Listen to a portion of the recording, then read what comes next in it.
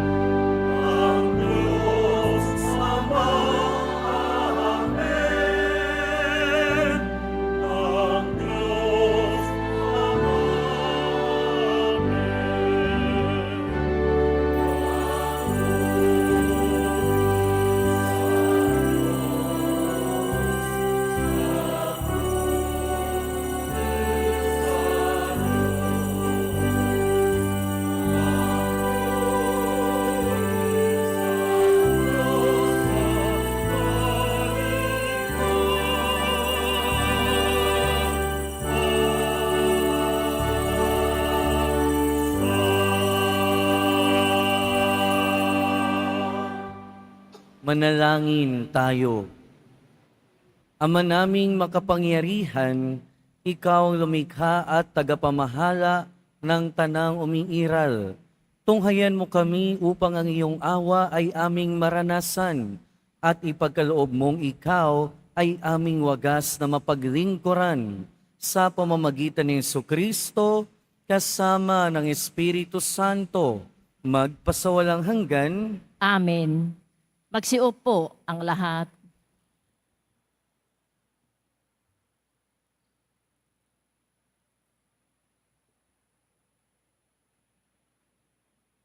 Pagbasa mula sa aklat ni Propeta Isaías.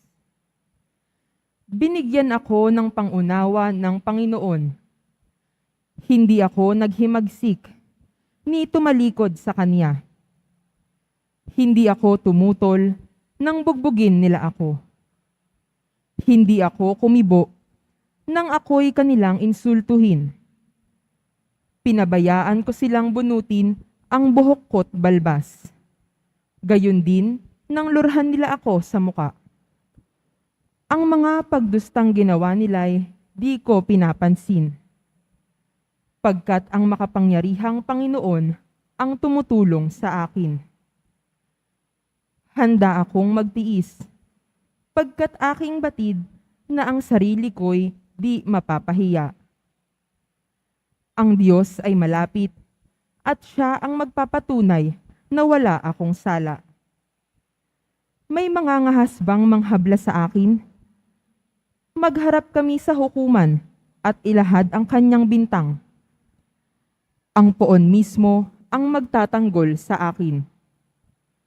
Sino ang makapagpapatunay na ako ay may sala?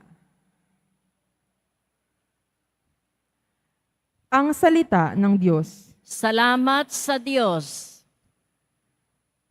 Kapiling ko habang buhay ang Panginoong may kapal. Kapiling ko habang buhay ang Panginoong may kapal. Mahal ko ang Panginoon pagkat ako'y dinirinig. Dinirinig niya ako sa dalangin ko at hibik. Ako'y kaniyang dinirinig tuwing ako'y tumatawag. Kung ako ay tumatawag, sinasagot niya agad. Kapiling ko habang buhay ang Panginoong may kapal.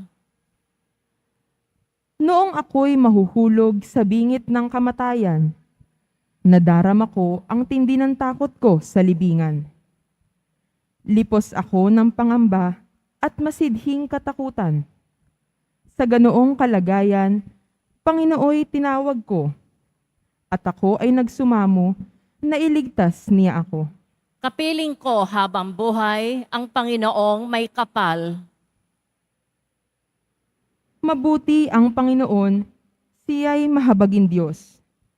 Tunay siyang mahabagin at mapagpahinunuhod. Panginooy nagtatanod sa wala ng sumaklolo.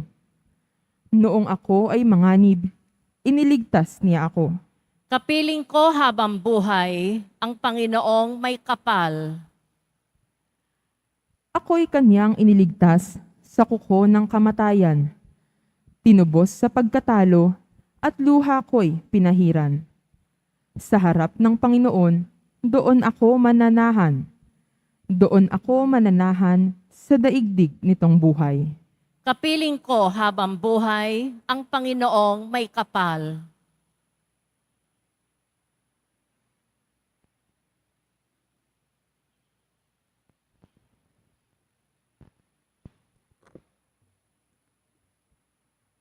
Pagbasa mula sa sulat ni Apostol Santiago.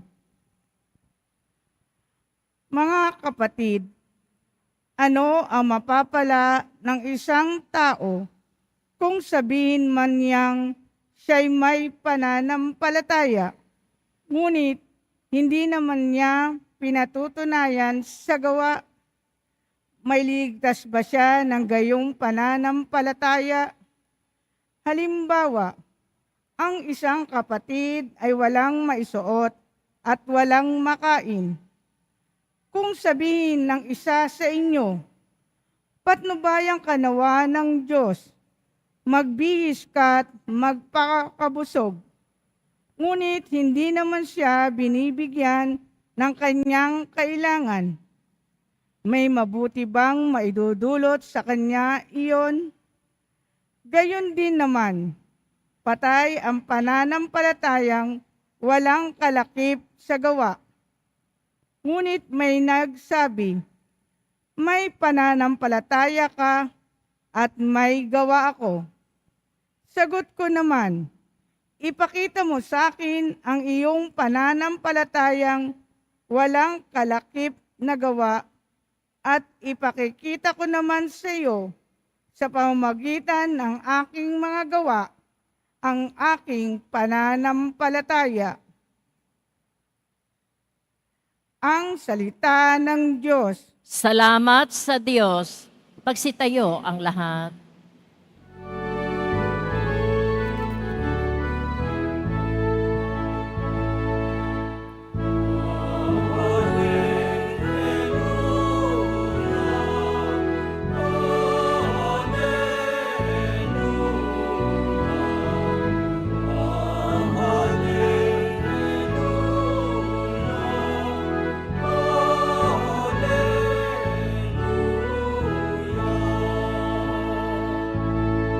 Sa krus ni Kristo dinangal, itong ating pamumuhay na para sa Kanya lamang.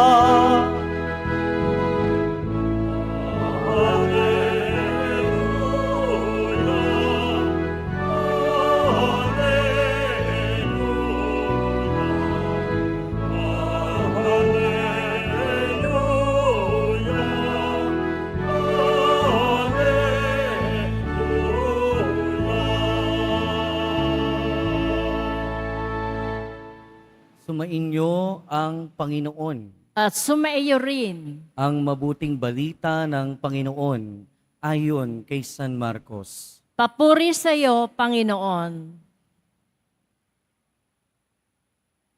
Noong panahong iyon, si Jesus kasama ang kanyang mga alagad ay nagtungo sa mga nayo ng Cesarea, sakop ng Filipo. Samantalang sila'y naglalakbay, tinanong niya ang kanyang mga alagad, "Sino raw ako ayon sa mga tao?" Sumagot sila, "Ang sabi ng ilan ay si Juan Bautista kayo.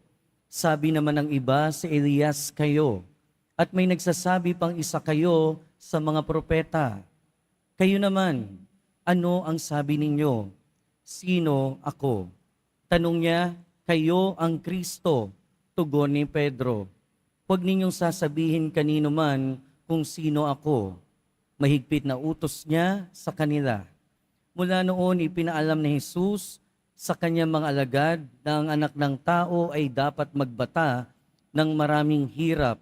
Siya'y itatakwil ng matatanda ng bayan, ng mga punong saserdote at ng mga eskriba at ipapapatay. Ngunit sa ikatlong araw, muli siyang mabubuhay. Maliwanag na sinabi niya ito sa kanila. Kaya't niyaya siya ni Pedro sa isang tabi at sinimulang pagsabihan. Ngunit humarap si Jesus sa kanyang mga alagad at pinagwikaan si Pedro. "Lumayo ka, Satanas!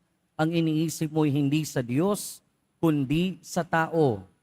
Pinalapit ni Jesus ang mga tao, pati ang kanyang mga alagad, at sinabi, "Kung ibig nino mang sumunod sa akin, limutin niya ang ukol sa kanyang sarili, pasanin ang kanyang krus at sumunod sa akin. Ang naghahangad na magligtas ng kanyang buhay ay siyang mawawalan nito.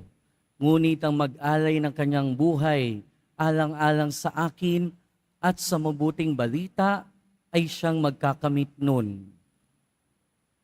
Mga kapatid, ang mabuting balita ng Panginoon. Pinupuri ka namin, Panginoong Heso Kristo.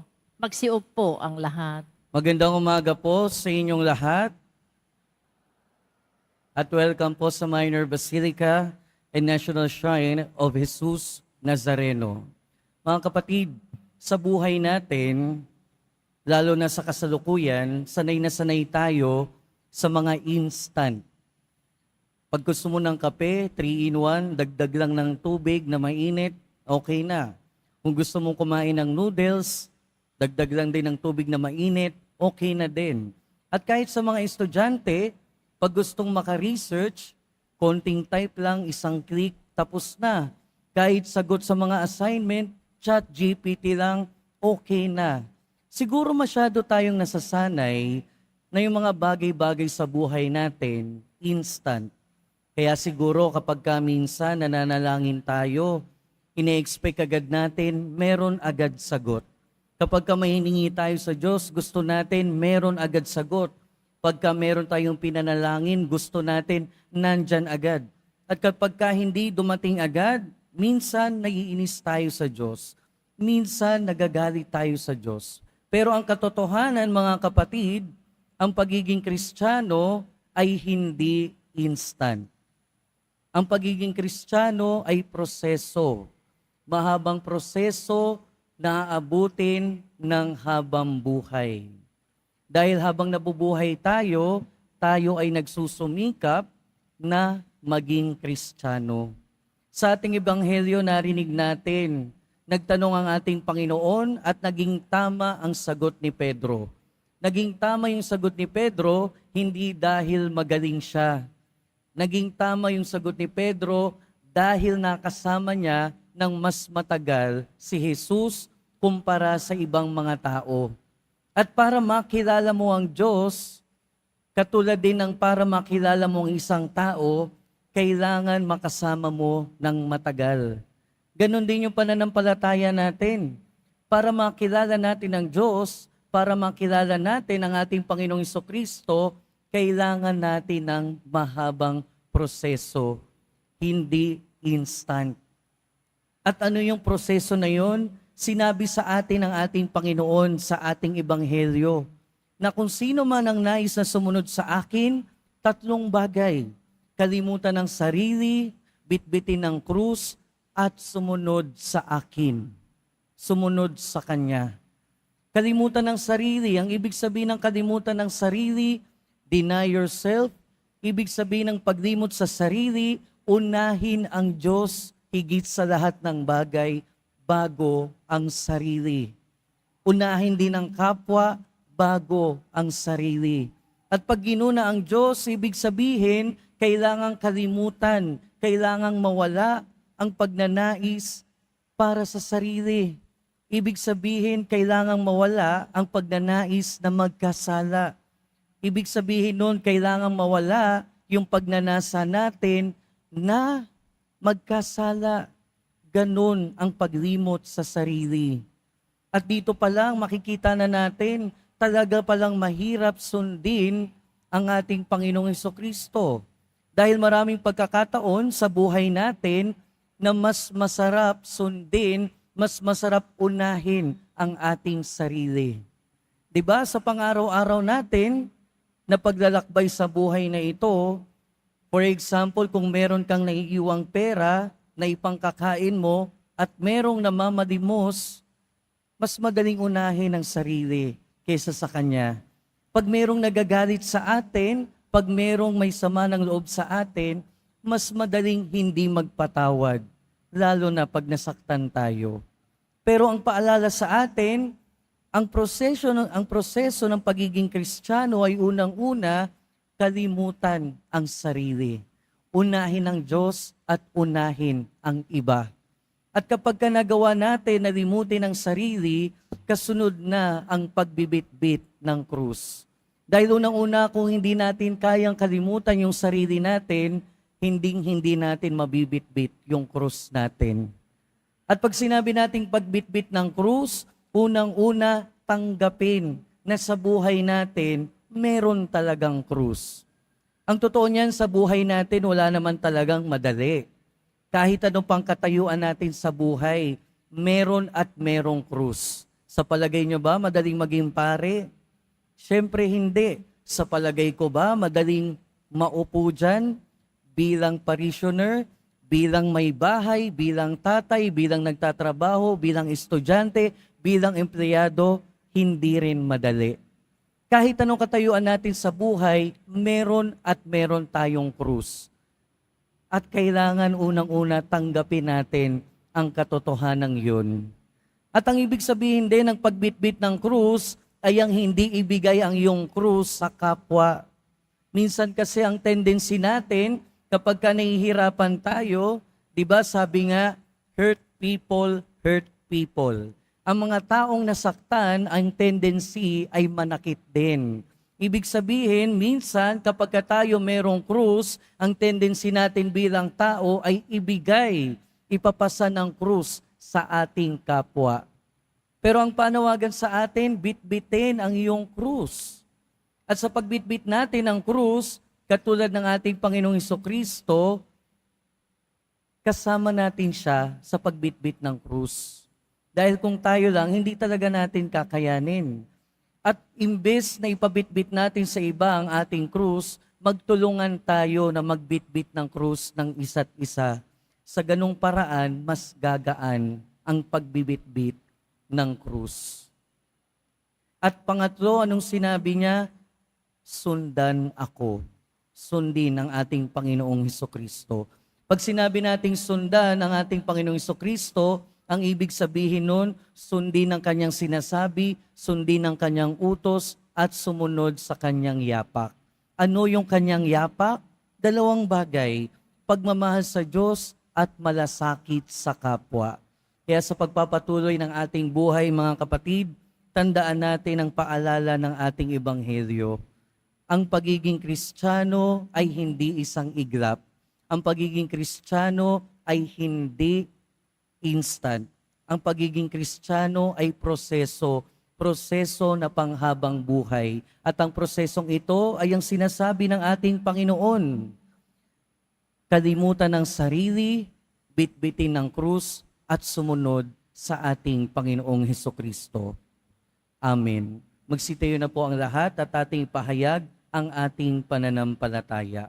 Sumasampalataya ako Sa Diyos amang makapangyarihan sa lahat, na may gawa ng langit at lupa, sumasampalataya ako kay Kristo, iisang anak ng Diyos, Panginoon nating lahat, nagkatawang tao siya lalang ng Espiritu Santo, pinanganak ni Santa Mariang Birhen, pinagpakasakit ni Poncio Pilato, ipinako sa krus na matay inilibing, nanaog sa kinaroroonan ng mga yumao, nang may ikatlong araw na buhay na maguli, umakyat sa langit, naluluklok sa kanan ng Diyos amang makapangyarihan sa lahat.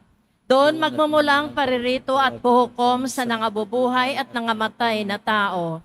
Sumasampalataya naman ako sa Diyos Espiritu Santo, sa banal na simbahang katolika, sa kasamahan ng mga banal, sa kapatawaran ng mga kasalanan, sa pagkabuhay na muli na nangamatay na tao, at sa buhay na walang hanggan. Amen.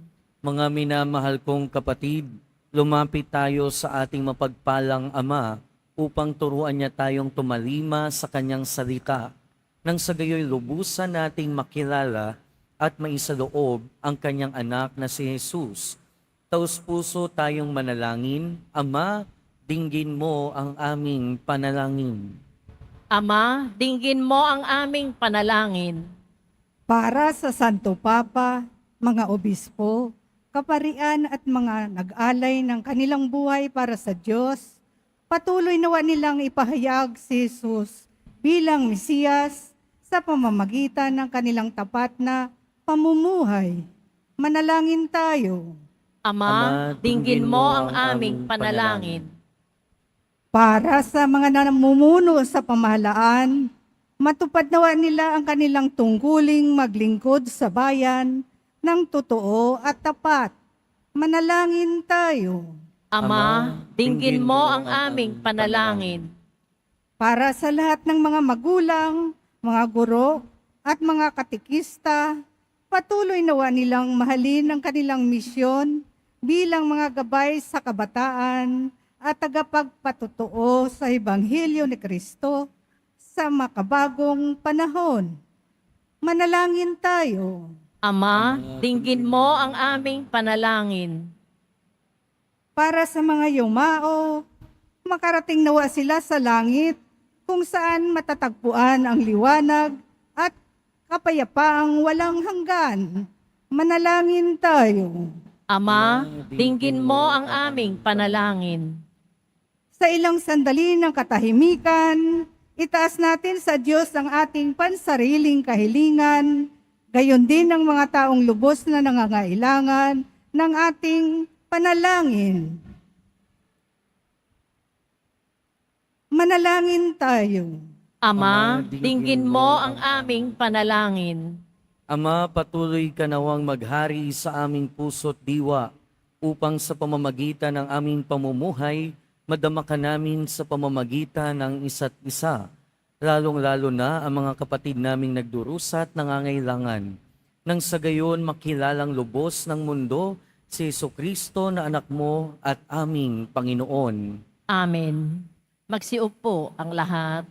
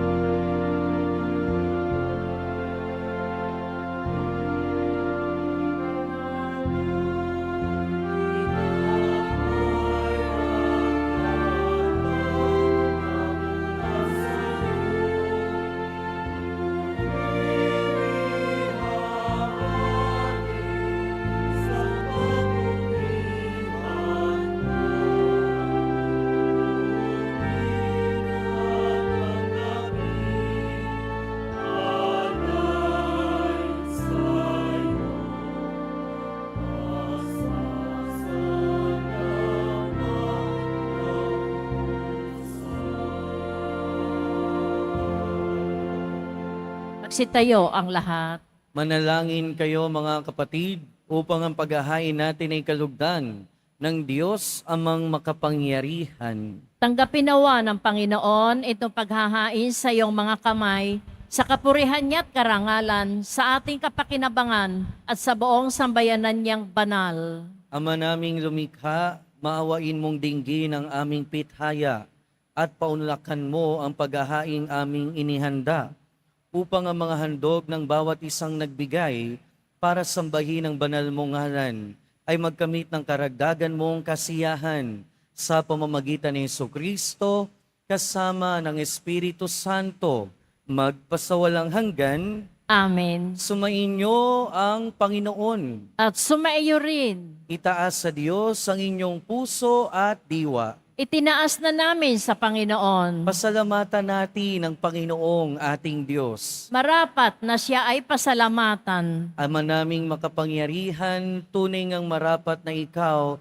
ay aming pasalamatan. Ang iyong mga supling na nagtaksil ay nagbabalik ngayon sa iyong paggiliw. Bunga ng malasakit ng anak mong masunurin at ng espiritu ng bigay ng upang lahat ay kupkupin. Kaming mga tinubos ng anak mong mahal ay niloob mong magtipon at magkapisan upang magsalo sa masaganang hapag ng buhay. Kaysa ng anak mo at ng Espiritu Santo, ang iyong sambayanan ay nagpupuri sa iyo. Nagkakapisan ngayon ang bumubuo ng katawan ni Kristo. Nagkakatipon ngayon ang pinanahanan ng iyong Espiritu. Kaya kaysa ng mga anghel na nagsisiawit ng papuri sa iyo, nang walang humpay sa kalangitan, kami nagbubunyi sa iyong kadakilaan.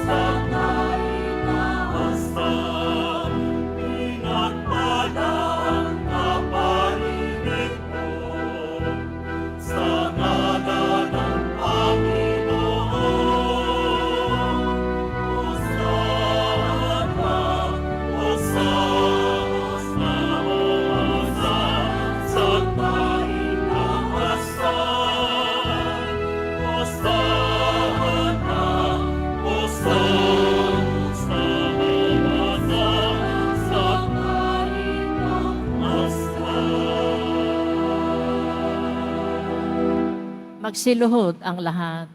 Ama naming banal, ikaw ang bukal ng tanang kabanalan.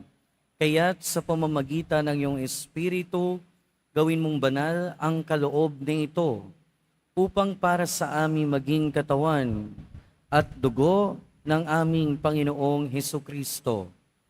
Bago niya pinagtiis ang kusang loob na maging handog, hinawakan niya ang tinapay, pinasalamatan kaniya. Pinaghati-hati niya iyon, iniabot sa kanyang mga alagad at sinabi, "Tanggapin ninyong lahat ito at kanin. Ito ang aking katawan na ihahandog para sa inyo."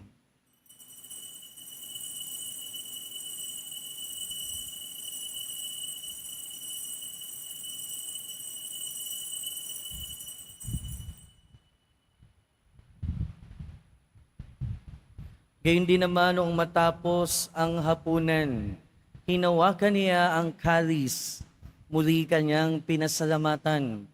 Iniabot niya ang kalis sa kanyang mga alagad at sinabi, "Tanggapin ninyong lahat ito at inumin. Ito ang kalis ng aking dugo, ng bago at walang hanggang tipan. Ang aking dugo na ibubuhos para sa inyo at para sa lahat. Sa kapagpapatawad ng mga kasalanan, gawin ninyo ito sa pag-alala sa akin."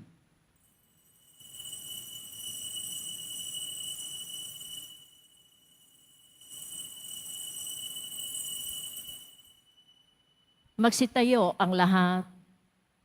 Ipagbunyi natin ang misteryo ng pananampalataya.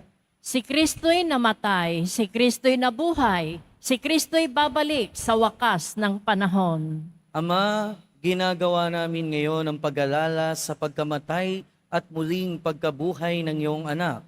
Kaya tiniaalay namin sa iyo ang tinapay na nagbibigay buhay at ang kalis na nagkakaloob ng kaligtasan. Kami nagpapasalamat dahil kami iyong minarapat na tumayo sa harap mo para maglingkod sa iyo.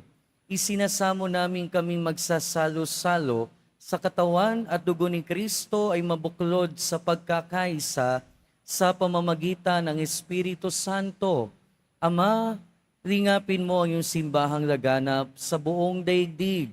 Puspusin mo kami sa pag-ibig kay San Francisco na aming Santo Papa at ni Jose na aming Obispo at ng Tanang Kaparian. Alalahanin mo rin ang mga kapatid naming nahimlay nang may pag-asang sila'y muling mabubuhay, gayon din ang lahat ng mga pumanaw. Kaawaan mo sila at patuloyin sa iyong kaliwanagan. Kaawaan mo at pagindapating kaming lahat na makasalo sa iyong buhay na walang wakas. Kaysa ng mahal na Birheng Maria na Ina ng Diyos, ng kabiyak ng puso niya si San Jose, kaysa ng mga apostol ni San Juan Bautista at ng lahat ng mga banal na namuhay dito sa daigdig ng kalugod-lugod sa iyo. May pagdiwang nawa namin ang pagpupuri sa ikararangal mo sa pamamagitan ng iyong anak na aming Panginoong Hesukristo.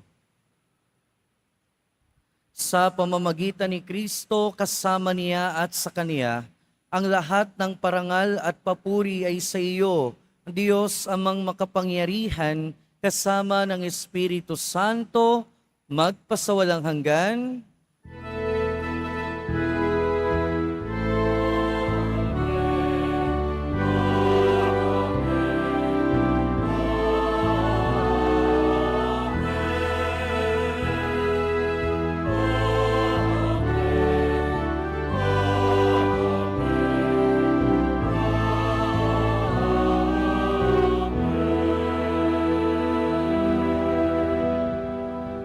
Sa tagubili ng mga nakagagaling na utos at turo ni Jesus na Panginoon natin at Diyos, ipahayag natin ng lakas loob.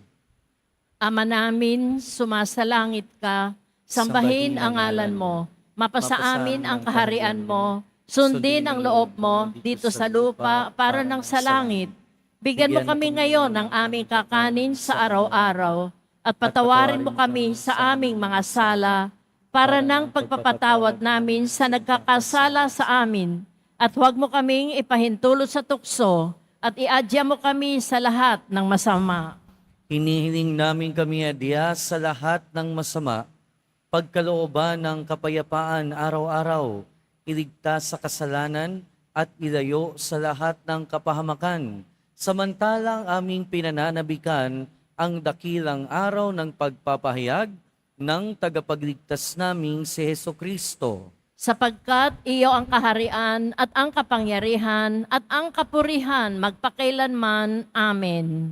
Panginoong Hesukristo, sinabi mo sa iyong mga apostol, kapayapaan ang iniiwan ko sa inyo. Ang aking kapayapaan ang ibinibigay ko sa inyo. Tunghayan mo ang aming pananampalataya at huwag ang aming pagkakasala. Pagkalooban mo kami ng kapayapaan at pagkakaisa ayon sa iyong kalooban, kasama ng Espiritu Santo, magpasawalang hanggan. Amen. Ang kapayapaan ng Panginoon ay laging sumainyo. At sumaiyo rin. Magbigayan tayo ng kapayapaan sa isa't isa. Peace be with you po. Kordero ng Diyos na nag-aalis ng mga kasalanan ng sanlibutan, maawa ka sa amin. Kordero ng Diyos na nag-aalis ng mga kasalanan ng sanlibutan, maawa ka sa amin. Kordero ng Diyos na nag-aalis ng mga kasalanan ng sanlibutan, ipagkaloob mo sa amin ang kapayapaan. Magsiluhod ang lahat.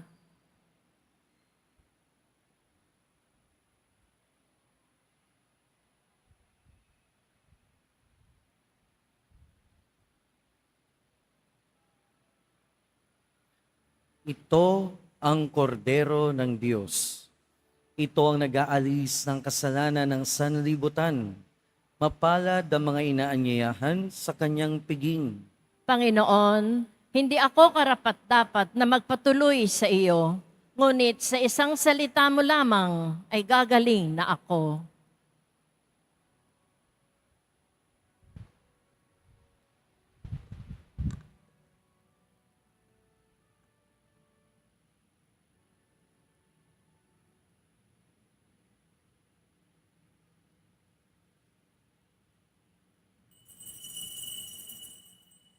Para sa lahat ng tatanggap ng banal na komunyon, sasagot po tayo ng amen pagkasabi ng pari o ng lay minister ng katawan ni Kristo at isubo agad sa bibig bago umalis sa harapan ng pari o lay minister.